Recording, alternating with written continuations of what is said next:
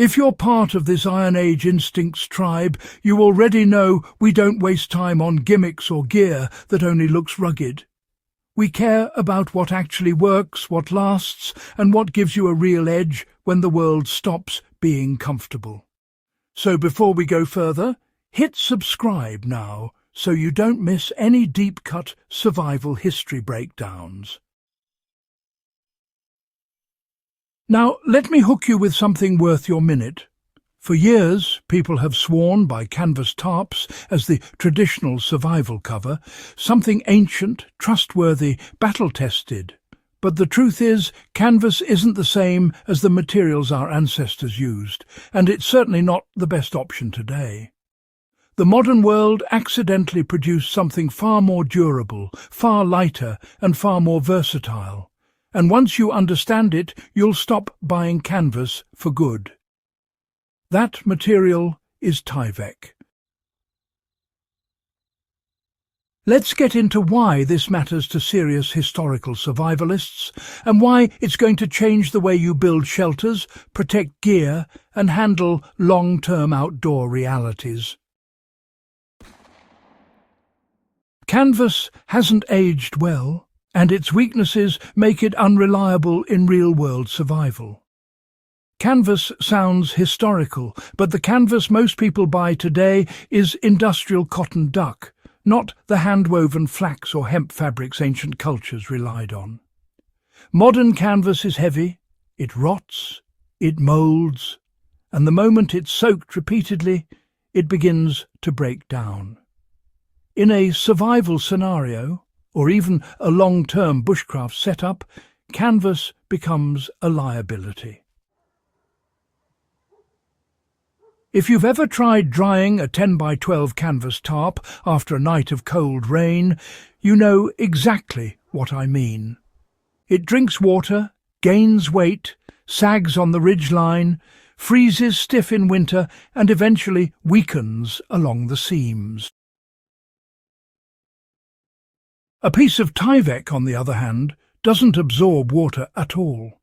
It repels it like it's offended by the idea of getting wet. And for anyone who's spent time studying or recreating ancient shelters, this shift matters. Our ancestors used materials that resisted decay. Bark, resin, saturated fibre, tanned hides, woven reeds. Canvas only replaced those because it was convenient during the industrial age, not because it was superior. Tyvek brings us closer to a long-lasting, rot-proof material that actually reflects the function of ancient survival technology, while outperforming modern substitutes. Tyvek's structure gives you real survival advantages no canvas can match. Tyvek is made of flash-spun, high-density polyethylene fibres. That might sound modern, but the important thing is how it performs. It's extremely strong for its weight, tear-resistant, breathable from the inside, yet waterproof from the outside. In survival terms, that combination is priceless. You can fold it, cram it into a pack, scrape it against branches, and, well, it's still usable. Set up a shelter with Tyvek, and you'll notice the difference immediately. Because it doesn't stretch or sag, it holds a taut pitch all night. Wind doesn't pull it into a puddle. Rain runs straight off it. And when temperatures drop, Tyvek reflects heat better than canvas because of its naturally bright surface. If you're using a low fire, a body-warming trench, or maybe a reflective heat wall, Tyvek helps trap that warmth instead of bleeding it into the night. To apply this practically, just take a 9 by 12 sheet of Tyvek, fold one edge over a line of smooth stones, roll that into a makeshift edge hem, and now you've got a reinforced tarp loop without sewing anything. Tie that onto a ridgeline, and well, you've built a reliable lean-to in under 2 minutes. Try that with wet canvas.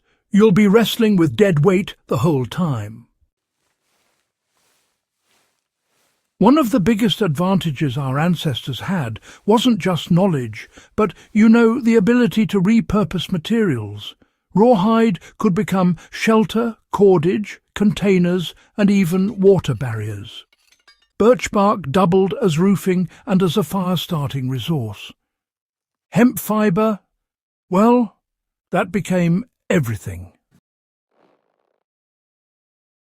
Tyvek gives that same kind of fluidity. You can cut it into ground cloths, fold it into waterproof bags, wrap it around firewood to keep it dry, layer it inside clothing for emergency insulation, or use it as a durable vapor barrier in winter conditions. A practical example. If you're building a raised bed shelter like the ones used throughout prehistoric and Iron Age Northern Europe, Tyvek makes a perfect moisture barrier under the bedding layers. Just lay Tyvek down first, then pile spruce boughs, woven grass mats or bracken fern on top. You now have a dry surface that won't wick ground moisture into your insulation, a problem that weaker natural fibres always struggled with. The result is a warmer, longer-lasting shelter that takes cues from ancient Nordic and forest-dwelling cultures while benefiting from modern advancements. Tyvek's longevity makes it a better long-term survival investment than canvas. Canvas demands constant maintenance. Waterproofing, drying, storage, mildew prevention. It's a whole chore list. Tyvek demands nothing. It doesn't rot. It doesn't grow mold. You can bury it, soak it, freeze it, or even leave it in the sun for weeks, and it just stays functional. That kind of reliability, honestly, is something our historical ancestors would have killed for. If you're building a semi-permanent camp, like a long-term bush setup modelled after early frontier encampments or Iron Age family shelters, Tyvek lets you create roofing, wind walls and storage covering that simply doesn't degrade. A sheet can last for years. Canvas, on the other hand, rarely survives a season of hard use. And because it's so lightweight, you can carry more of it, right? You can build larger structures. You can experiment the way Iron Age builders did when combining organic and durable barriers.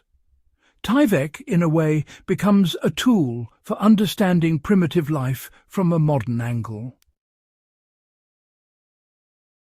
Tyvek is simply more practical, more durable, and more aligned with real survival priorities. Once you use Tyvek seriously, canvas starts feeling like reenactment gear. It looks traditional, but it fails where it matters most: longevity, waterproofing, and adaptability.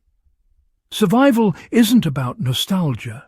It's about choosing materials that keep you alive and help you recreate historical techniques with more consistent results.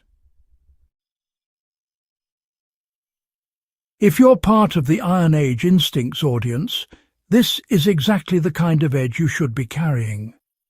Try Tyvek in your next shelter build. Test it in wet weather, push it against the elements, and you'll understand immediately why serious survivalists are switching.